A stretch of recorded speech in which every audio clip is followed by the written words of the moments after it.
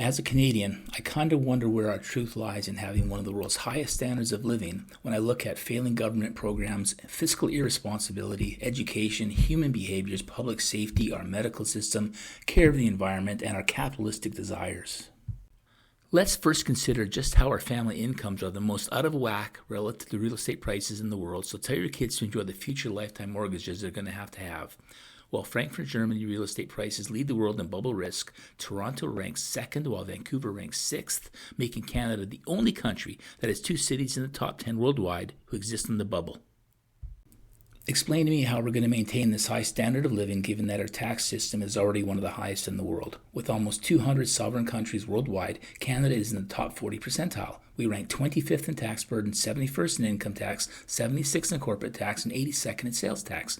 This isn't something we want to be number one at. When I think about employment supporting economic growth, I'm not interested in more deficit financing. Our unemployment rate is already 85th out of 200 countries, leaving us looking in from the outside towards the top 40 countries. Debt on debt is wrong, so explain to me how that's going to change, because when we look to drive investment that's not fossil fuel related, recently, most developed countries have seen a surge in foreign cash investment, with 4 countries losing out, and one of those is Canada. I always hear commentary that better educated countries have lower crime rates and less people in prison. And while the U.S. wins the contest for the most incarcerated people at 629 per 100,000, Canada slots in at 104 per 100,000, or 1 for every 1,000 people, putting us at the 50th percentile worldwide, which makes us one of the best at being average. If we're talking education, Canada is 23rd in literacy. To make it in the top 10, it never occurred to me to send my kids to Azerbaijan or Kazakhstan.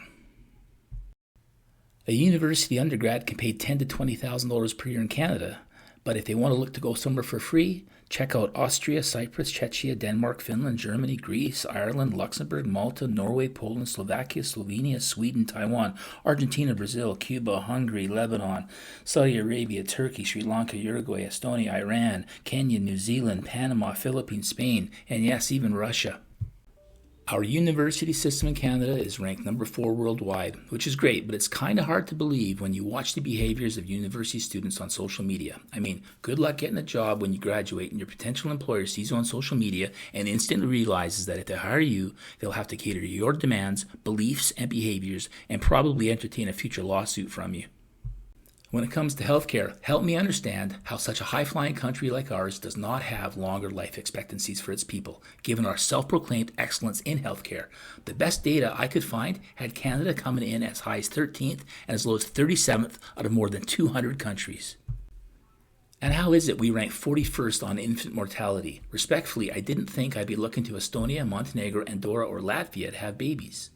And also, tell me why Canada has the lowest number of acute care beds available among its peer countries. And let me just finish with climate change when it comes to high levels of carbon emissions. While I would expect the usual suspects to include countries like Qatar, UAE, and Saudi Arabia, unfortunately Canada makes almost the top 10, coming in at number 11, just ahead of the US at 13. If we keep this up, I'll really be looking forward to having a bunch of people in orange bibs sitting in front of my car on the street while I drive to work. Our country has a lot of good people. I just wouldn't want us to lose sight of the fact that we have a lot of things in our country where we excel at mediocrity.